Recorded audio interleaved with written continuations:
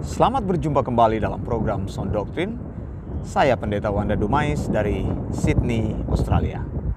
Maranatha, Tuhan Yesus segera datang. Saudara yang dikasihi Tuhan, Yohanes 21 ayat 25 perlu kita bahas supaya kita memiliki pemahaman yang lebih jelas. Ayat ini sering dipakai untuk menyangkal kebenaran Alkitab. Lihat saudara, jadi ada ayat Alkitab justru dipakai untuk menyangkal atau mengkerdilkan kebenaran Alkitab. Yohanes 21 ayat 25 berkata, masih banyak hal-hal lain lagi yang diperbuat oleh Yesus. Tetapi jikalau semuanya itu harus dituliskan satu persatu, maka agaknya dunia ini tidak dapat memuat semua kitab yang harus ditulis itu. Mengapa saya bilang ayat ini sering dipakai untuk menyangkal kebenaran Alkitab? Karena kalau orang yang tidak mengerti membaca ayat ini, maka mereka akan langsung mendebat saya. Dan sudah terjadi, banyak kali terjadi. Ketika mereka baca firman Tuhan ini, lalu mereka ngeyel mendebat saya.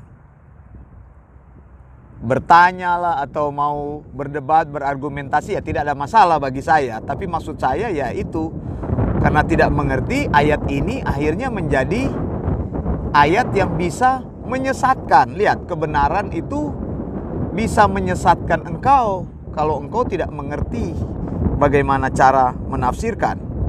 Mereka bilang, bukankah Pendeta Wanda bilang Alkitab sudah final dan menjadi wahyu terakhir? Tetapi di sini kok berkata masih banyak hal-hal lain yang diperbuat Yesus. Tetapi jikalau semuanya itu harus dituliskan satu persatu, maka agaknya dunia ini tidak dapat memuat semua kitab yang harus ditulis itu. Jadi mereka berasumsi, kalau begitu masih ada buku lain di luar Alkitab. Karena ternyata dari ungkapan Yohanes ini, Yohanes 21 ayat 25, ada banyak ucapan dan tindakan Yesus tidak dicatat di dalam Alkitab. Contoh, saya beri contoh. Saya pernah mengkhotbahkan mengenai adalah lebih baik memberi daripada menerima. Paulus katakan ini adalah ungkapan dari Yesus, ucapan Yesus.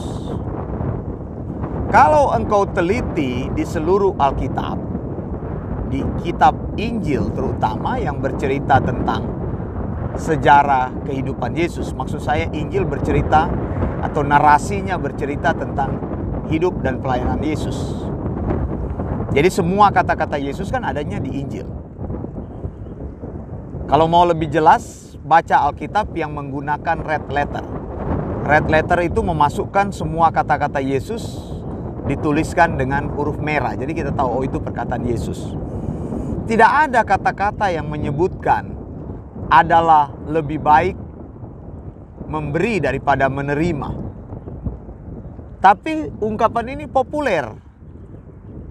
Karena Paulus mengajarkannya, Paulus katakan, perkataan dari Tuhan kita adalah lebih baik memberi daripada menerima.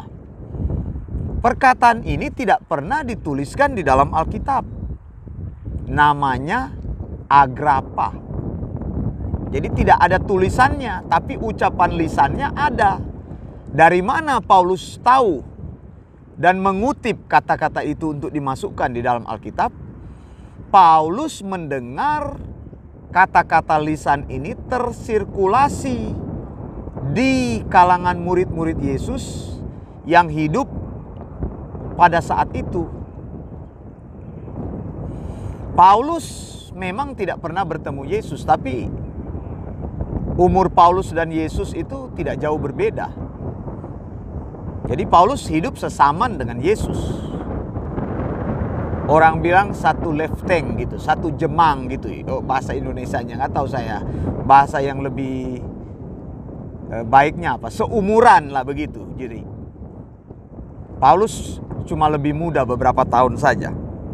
Nah, kata-kata itu adalah kata-kata lisan. Yang kata-kata yang berkata adalah lebih baik memberi daripada menerima. Tuhan Yesus mengajarkan prinsip itu.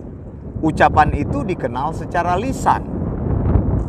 Saudara tahu, ucapan lisan itu telah mengubah hidup Paulus.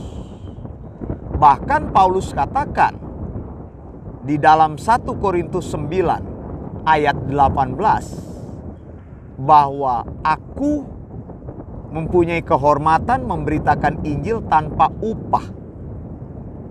Paulus bilang, I've been preaching the gospel free of charge.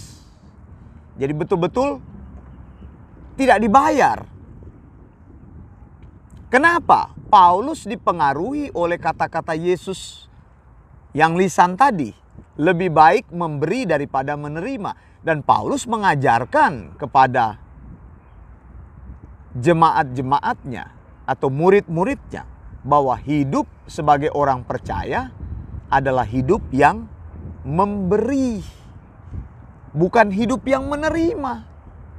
Jadi orang percaya itu memang mempunyai gaya hidup yang memberi.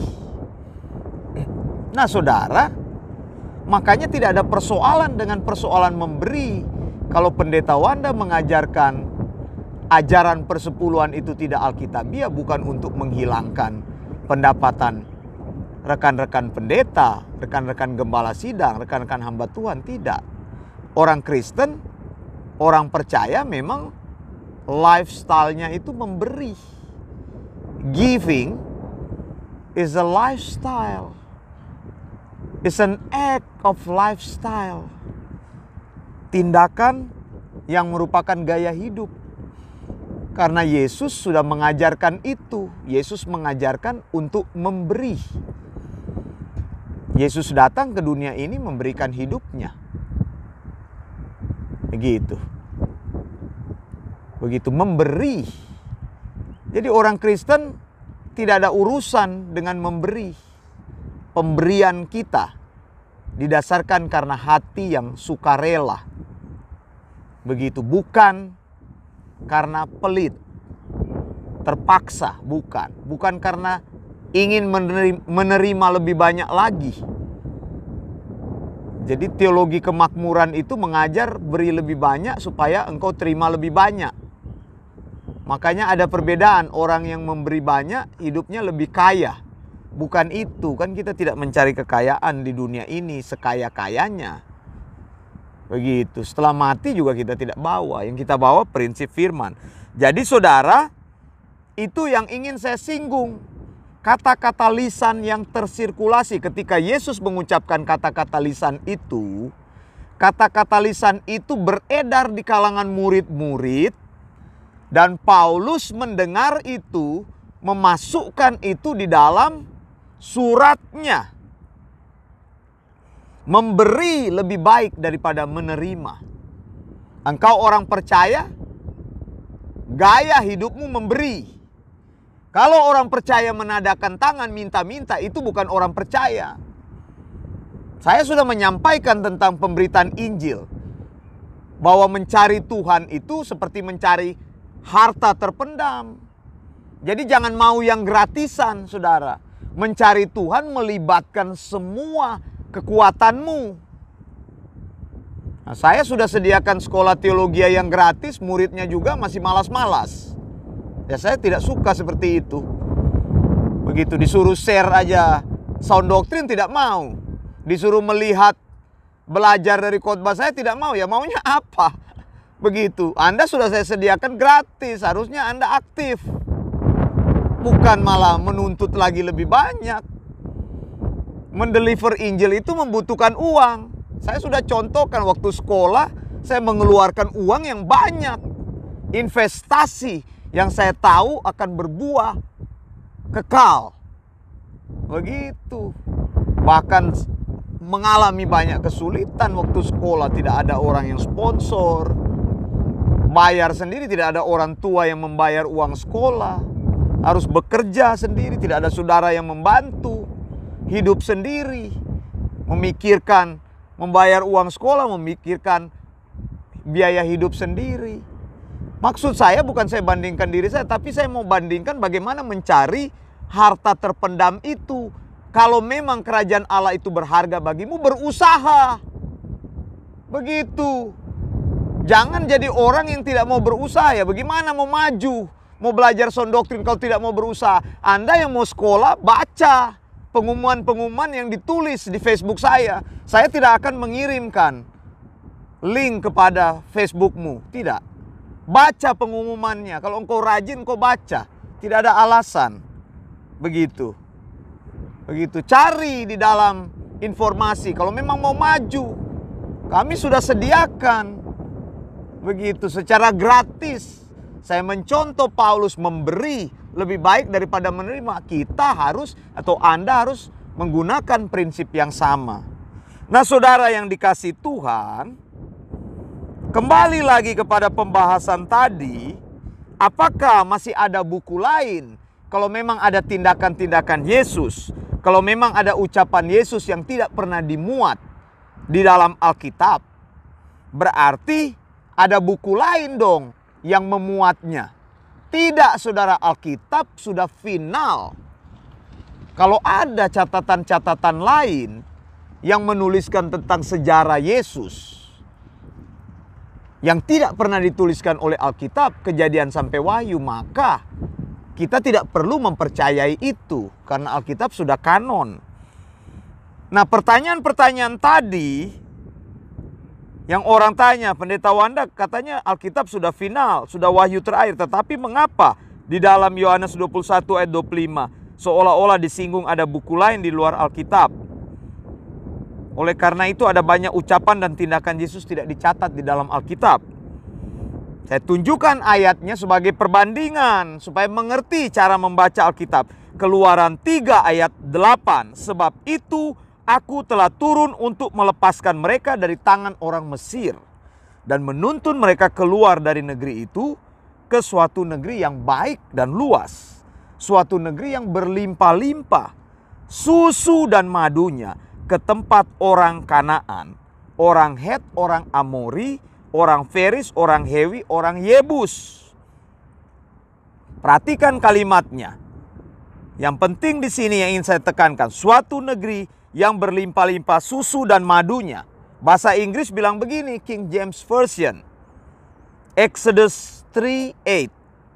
And I am come down to deliver them out of the hand of the Egyptians, and to bring them up out of that land unto a good land, and a large unto a land flowing with milk and honey, unto a place of Canaanites, and the Hittites, and the Amorites, and the Perizzites, and the Hivites, and the Jebusites.